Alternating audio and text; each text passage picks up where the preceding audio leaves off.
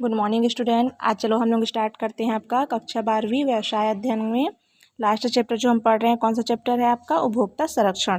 देखिए, इससे पहले हमने उपभोक्ता का अधिकार पढ़ा था, साथ ही साथ उपभोक्ता संरक्षण की आवश्यकता महत्व को जाना था। आज का हमारा जो टॉपिक होने वाला है वो है आपका उपभोक्ता उत्तरदायित्व। ठीक है, साथ ही साथ हम जानेंगे कि उपभोक्ता के प्रति व्यवसाय का क्या क्या दायित्व होता है। ठीक है, और उसके संरक्षण में मार्गदर्शन क्या क्या है आदि के बारे में आज हम क्या करने वाले हैं, अध्ययन करने वाले हैं। तो चलिए आइए स्टार्ट करते हैं उपभोक्ता उत्तरदायित्व। तो स्टार्ट करते हैं हम आपका उपभोक्ता उत्तरदायित्व। तो देखिए, आज समाज का प्रत्येक व्यक्ति किसी न किसी रूप में उपभोक्ता है, आप सभी जानते हैं। ठीक है, आप किसी न किसी रूप में सभी वस्तुओं का क्या करते हैं, किसी किसी वस्तु का ग्रहण करते हैं, मतलब आप क्या कहलाते हैं? उपभोक्ता कहलाते हैं। या प्रत्येक उपभोक्ता किसी न किसी समाज का क्या है? सदस्य भी है। व्यक्ति जब समूह में रहता है, ठीक है, तब वह समाज का एक सदस्य रहता है, किंतु वही व्यक्ति जब किसी वस्तु को क्रय कर उसका उपभोग करता है, ठीक,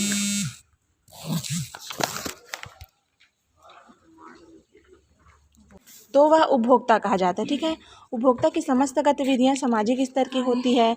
या उपभोक्ता का आशय केवल वस्तुओं के उपभोग से न होकर उन सेवाओं से भी है जिसे संतुष्ट होता है।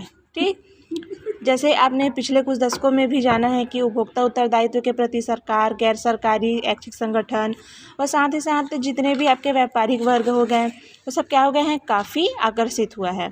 उन्होंने उपभोक्ता उत्तरदायित्व के प्रति अपनी गहरी रुचि प्रदर्शित की है। ठीक है, जिसका प्रमुख कारण हम यह मान सकते हैं कि विगत कुछ वर्षों से व्यवसाय के क्षेत्र में पेशेवर प्रबंधकों द्वारा प्रबंध करना, योग्य एवं सामाजिक व्यक्तियों द्वारा व्यवसाय की बागडोर संभालना तथा सरकारी हस्तक्षेप कुछ बढ़ गया है, जिससे व्यवसाय को अपने उत्तरदायित्व खुलाना क्या हो गया है, मुश्किल हो गया है। तो ये सब क्या कहलाता है आपका? उपभोक्ता उत्तरदायित्व।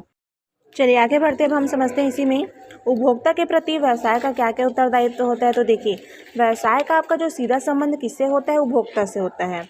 मतलब आप समझ सकते हैं कि प्रत्येक जितना भी व्यापार हो गया, उद्योग हो गया, जब भी किसी उद्योग या व्यवसाय को स्थगित करने की बात मस्तिष्क में आता है आपका, तब अन्य बातों के साथ साथ यह भी हमें सोचना पड़ता है कि वह ग्राहक कहाँ से लाएगा तथा ग्राहक की सेवा कैसे और किस सीमा तक रहने के बाद उसको कितना लाभ उचित होगा। ठीक है, साथ ही साथ हम ये भी जानते हैं कि विपणन व्यवस्था में बाजार ग्राहक के अनुसार होता है, अतः ग्राहक या उपभोक्ता की संतुष्टि आवश्यक है, क्योंकि हम शुरू से मानते आ रहे हैं कि ग्राहक सदैव क्या रहता है? सही रहता है, और ग्राहक ही बाजार का क्या कहलाता है? राजा कहलाता है। ठीक है, इन सभी के कारण व्यवसाय का उद्देश्य प्रथम सेवा फिर लाभ के सिद्धांत पर आधारित हो जाता है। ठीक है, मतलब जब तक आप क्या नहीं मानेंगे, अगर प्रथम लाभ फिर सेवा का अगर आप उद्देश्य लेके चलेंगे तो वह व्यवसाय क्या है, सटीक रूप से नहीं चलेगा। लेकिन हमारा मुख्य सिद्धांत किसमें चलता है? प्रथम सेवा फिर लाभ। ठीक है, इस सिद्धांत को लेकर हम चलते हैं। जिस किसी व्यवसायी ने ग्राहक के प्रति अपने उत्तरदायित्व को नहीं निभाया वह बहुत जल्दी नष्ट हो गया। अतः एक व्यवसायी को वस्तु बेचना चाहिए जो ग्राहक की सेवा करती हो, न कि शोषण। ठीक है, तो चलिए आइए अब हम समझते हैं उपभोक्ता के प्रति व्यवसाय का उत्तरदायित्व क्या क्या हो सकता है। तो देखिए, सबसे पहला उत्तरदायित्व है आपका उचित वस्तु उचित मूल्य पर बेचना। तो देखिए, एक व्यवसायी का प्रथम उत्तरदायित्व यह होता है कि वो उपभोक्ता से वस्तु के बदले उचित मूल्य ही प्राप्त करे, न उससे कम न उससे अधिक। क्योंकि उपभोक्ता से कपट, धोखा, चाहे वो बेईमानी हो, केवल एक बार ही की जा सकती है, दूसरी बार वह अपनी दुकान पर आएगा ही नहीं। क्योंकि स्वाभाविक सी बात है कि ऐसा करने से व्यवसाय का अस्तित्व ही क्या हो जाएगा? नष्ट हो जाएगा। अतः उपभोक्ता से सदैव उचित मूल्य ही लेना चाहिए। दूसरा आपका उत्तरदायित्व बनता है कि श्रेष्ठ वस्तुओं का ही विक्रय करें। ठीक है, अर्थात एक अच्छी वस्तु के उपभोग से उपभोक्ता व फिर समाज का क्या होता है? स्तर ऊंचा उठता है, क्योंकि अच्छी वस्तु के उपभोग से अच्छी भावनाएं विकसित होती है। तथा विक्रेताओं का यह उत्तरदायित्व है कि वे सदैव अच्छे किस्म की वस्तुओं का क्या करें? विक्रय करें। इससे व्यवसाय की ख्याति भी क्या होती है? बढ़ती है। तीसरा इसका उत्तरदायित्व है उपभोक्ता शिकायतों को दूर करना। तो देखिए, अब उसका उत्तरदायित्व के अंतर्गत जो जितने भी उपभोक्ता होते हैं उनकी शिकायतों को क्या करना है? दूर करना ही क्या कहलाता है? एक व्यवसाय का उत्तरदायित्व कहलाता है। तो देखिए, उपभोक्ता की जितनी भी शिकायत हो सदैव क्या होते हैं? मार्गदर्शक के रूप में लेते हुए शिकायतों को दूर करने का प्रयास करना चाहिए, क्योंकि व्यवसायी का उत्तरदायित्व है कि वह उपभोक्ता संतुष्टि को ध्यान में रखे और शिकायत को तत्काल दूर करें। ठीक, नेक्स्ट पॉइंट में आपका आता है अब इसी में प्रमाणित वस्तुओं का विक्रय करना। तो देखिए, राष्ट्रीय स्तर पर हो चाहे अंतर्राष्ट्रीय स्तर पर हो, ऐसी वस्तुओं के स्तर को मापने वाली कुछ संस्थाएं होती है। जैसे आप समझ सकते हैं, उदाहरण के तौर पर भारत में भारतीय मानक संस्थान, ठीक है, तथा अमेरिका में अमेरिकी मानकों को राष्ट्रीय ब्यूरो भी कहा जाता है। ठीक है। अतः अंतर्राष्ट्रीय स्तर का जो हो गया आपका जैसे ISO जिसको बोला जा रहा है, ठीक है, आदि। अतः विक्रेता को यह दायित्व हो जाता है कि इन मानक संस्थाओं द्वारा प्रमाणित वस्तुओं का ही क्या करें, विक्रय करें। नेक्स्ट जब इसका उत्तरदायित्व होता है भ्रामक विज्ञापन न देना। भ्रामक मतलब क्या होता है, भ्रमपूर्ण विज्ञापन न करना। तो देखिए वर्तमान में जितने भी भ्रमित, आकर्षक व अश्लील विज्ञापनों की भरमार हो गई है, आप सभी जानते हैं। परंतु कुछ भी क्यों ना हो, भले ही उसका संबंध किसी स्त्री जाति से ना हो, लेकिन उस वस्तु के आकर्षण को बढ़ाने के लिए किसी भी अजीब से वस्तुओं का क्या करते हैं, दिखाकर उस वस्तु को बेचने का प्रयास करते हैं। यह भारतीय सभ्यता के अनुकूल न होकर किसे होना चाहिए, पाश्चात्य सभ्यता की देन है। अतः विज्ञापन का अर्थ क्या हो सकता है आपका, वस्तुओं की वास्तविकता को उपभोक्ताओं को अवगत कराना, साथ ही साथ विज्ञापन अवगत कराना। अतः व्यवसायियों का यह दायित्व होता है कि वे मिथ्यापूर्ण, कपट व धोखा देने वाले आकर्षक, भ्रमित व अश्लील विज्ञापनों का सहारा लेकर उपभोक्ताओं का शोषण न करें। ठीक है। जैसे एक उदाहरण के तौर पर आप बता सकते हैं कि एक व्यवसायी ने खटमल को मारने का विज्ञापन निकाला। विज्ञापन में दावा किया गया कि एक ही बार में खटमल नष्ट हो जाएगा, कृपया उपकरण मंगाने हेतु इतना रुपया भेजें। कुछ उपभोक्ताओं ने रुपया भेजकर उपकरण मंगाया, तब पार्सल खोली तो उसमें से एक हथौड़ी, एक चिमटी का प्रयोग की विधि का कागज मिला। उसमें लिखा था आप चिमटी से खटमल पकड़िए और हथौड़ी से मारिए। यह कपड़ भरा विज्ञापन क्या है, एक नमूना है। ठीक। नेक्स्ट आपका उत्तरदायित्व हो सकता है उचित पैकिंग। तो देखिए वस्तु को सदैव उचित व अच्छी हालत में पैक करके ही उपभोक्ता को देना चाहिए। इससे वस्तु खराब होने से बच जाती है तथा साथ ही साथ पैक की गई वस्तु घर ले जाने में भी क्या होती है, अच्छी लगती है और सामान को किसी प्रकार का नुकसान नहीं होता है। पैकिंग पर वस्तु का मूल्य, मात्रा, गुण आदि का भी उल्लेख रहता है। ठीक है। नेक्स्ट इनके उत्तरदायित्व हो सकता है आपका विक्रय पश्चात सेवा। तो देखिए बड़ी व तकनीक किस्म की वस्तुओं के लिए वर्तमान में जितने भी आपका विक्रय पश्चात सेवा आवश्यक हो गई है, जैसे बिक्री के बाद वस्तु के दोषों को दूर करना। साथ ही साथ ये भी बोला जा सकता है कि वर्तमान में जो काफ़ी प्रचलित हो गया है कि इसका लाभ जहां उपभोक्ता को मिलता है वही व्यवसायी की साख में क्या होती है, वृद्धि होती है। नेक्स्ट उत्तरदायित्व में आप शामिल कर सकते हैं आपका कि उपभोक्ता की रुचि, उसकी आदत व आवश्यकताओं की जानकारी लेना। तो जैसे आपका आज का व्यवसाय क्या हो गया है कि व्यवसाय का आधार यह केंद्र बिंदु उपभोक्ता ही होता है। क्योंकि देखो हम लोग शुरू से ही पढ़ते आ रहे हैं कि जो उपभोक्ता होता है वो ग्राहक का क्या क्या है, मतलब जो ग्राहक होता है वो बाजार का क्या कहलाता है, बादशाह कहलाता है, आई मीन राजा कहलाता है। ठीक है।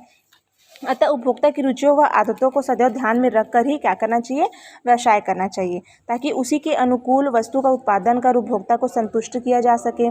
साथ ही साथ आप ये भी देख सकते हैं कि भविष्य में उपभोक्ता की आवश्यकता का अंदाज लगाकर वस्तुओं को व्यवसाय में रखना चाहिए। नेक्स्ट पॉइंट में आप ये भी शामिल कर सकते हैं कि अनैतिक कार्य न करना। अब अनैतिक कार्य मतलब देखिए क्या क्या हो सकता है, जैसे मुनाफाखोरी आपका हो गया, कालाबाजारी हो सकता है, जमाखोरी, धोखेबाजी जैसे कीटाणुओं से सदैव दूर रहना चाहिए, क्योंकि इससे उपभोक्ताओं की क्रय शक्ति क्रमशः क्या होती है, कम होती है।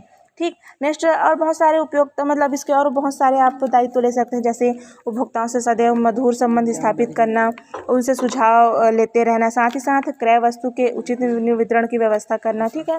तो ये क्या समझा आपने, उपभोक्ता के प्रति व्यवसाय का उत्तरदायित्व। मैं नेक्स्ट पॉइंट में आपको समझा रही हूँ वो है आपका उपभोक्ता संरक्षण के मार्ग एवं साधन क्या हो सकते हैं। तो देखिए उपभोक्ता संरक्षण अधिनियम 1986 में एक सामान्य परिचय आपको मतलब एक इंट्रोडक्शन, इसकी अधिनियम की स्थापना कब की गई थी, तो उपभोक्ताओं के हितों की रक्षा करने और उनके संरक्षण प्रदान करने के उद्देश्य से भारत सरकार ने कब किया था, 24 दिसंबर 1986 को उपभोक्ता संरक्षण अधिनियम संसद में पारित किया। कब किया था, 24 दिसंबर 1986 को संरक्षण अधिनियम पारित किया। ठीक है। और इस अधिनियम में उचित कार्यान्वयन के लिए उपभोक्ता संरक्षण केंद्रीय नियम 1987 का निर्माण किया गया। यह अधिनियम कब लागू हुआ था, तो 15 अप्रैल 1947 से संपूर्ण भारत आई मीन जम्मू कश्मीर को छोड़कर एक साथ लागू कर दिया गया। और इस अधिनियम के तहत बहुत सारे कार्य भी किए गए, जिसका स्थापना कब किया गया, 1 जुलाई 1987 से। अब देखिए इसकी स्थापना का उद्देश्य क्या क्या था, मैं आपको बता रही हूँ किसका स्थापना का उद्देश्य, तो उपभोक्ता संरक्षण अधिनियम 1986 इसका स्थापना का मुख्य उद्देश्य क्या क्या था, तो देखिए उपभोक्ताओं के हितों की रक्षा करने के लिए, साथ ही साथ उनमें अधिकारों का संरक्षण करना, उनकी आवश्यकता की क्षतिपूर्ति करने के लिए आई मीन उन्हें क्षतिपूर्ति दिलाने के लिए, उपभोक्ताओं के हित में आई मीन ग्राहक के हित में उपभोक्ता संरक्षण परिषदों का गठन कर विवादित मामले को शीघ्र निपटारा करना, ग्रामीण व दूरस्थ स्थानों के अशिक्षित उपभोक्ताओं को अनेक अधिकारों के लिए शिक्षा प्रदान करना। ठीक है। ये सब के इन सभी बातों को ध्यान में रखते हुए ही किसका स्थापना किया गया था, उपभोक्ता संरक्षण अधिनियम की स्थापना की गई थी। ठीक है, अब देखिए, अब उपभोक्ता से आशय आप क्या लगा सकते हैं, तो उपभोक्ता से आशय आप दो श्रेणी में रखा जा सकता है, जैसे वस्तु का उपभोग करने वाला और दूसरा हो सकता है आपका क्या, सेवाओं का उपभोक्ता करने वाला। देखिए, अब जैसे वस्तु का उपभोग करने वाला उपभोक्ता कैसे कहलाता है, तो देखिए, एक ऐसा उपभोक्ता जो प्रतिफल के बदले वस्तु प्राप्त करता है और उस वस्तु का वह क्या करता है, उपभोग करता है। ठीक है, वह वस्तु का उपभोक्ता माना जाएगा। जैसे कोई दुकानदार या कोई व्यक्ति वस्तु को बेचने के उद्देश्य से क्या करता है, खरीदता है, तब वह क्या कहलाता है, उपभोक्ता नहीं कहलाएगा। अर्थात वस्तु को क्रय करने या उसका उद्देश्य उपभोग करना होना चाहिए, जैसे तेल साबुन आपका हो गया, टीवी रेडियो दवाइयाँ आदि, इसको खरीद के क्या करता है, वह स्वयं उपयोग करता है, ये क्या कहलाएगा, वस्तु उपभोग। ठीक है, साथ ही साथ इसका दूसरा बताया जा रहा है वो है सेवाओं का उपभोक्ता। अब देखिए, सेवाओं का उपभोक्ता में क्या क्या हो सकता है, तो जैसे ऐसा उपभोक्ता जो दिए गए प्रतिफल के बदले किसी सेवा को प्राप्त करता है या सेवाओं का उपभोग करता है, जैसे डॉक्टर की सेवा, रेल सेवा, मोटर, शिक्षा या टेलीफोन की सेवा आदि, ये क्या कहलाता है, सेवा का उपभोक्ता। ठीक है, तो देखिए, सबसे पहले हमने समझा उपभोक्ता संरक्षण अधिनियम 1986। अब देखिए, इसकी स्थापना मैंने आपको बताया था कि इसकी स्थापना कब की गई थी, तो 24 दिसंबर 1986 को।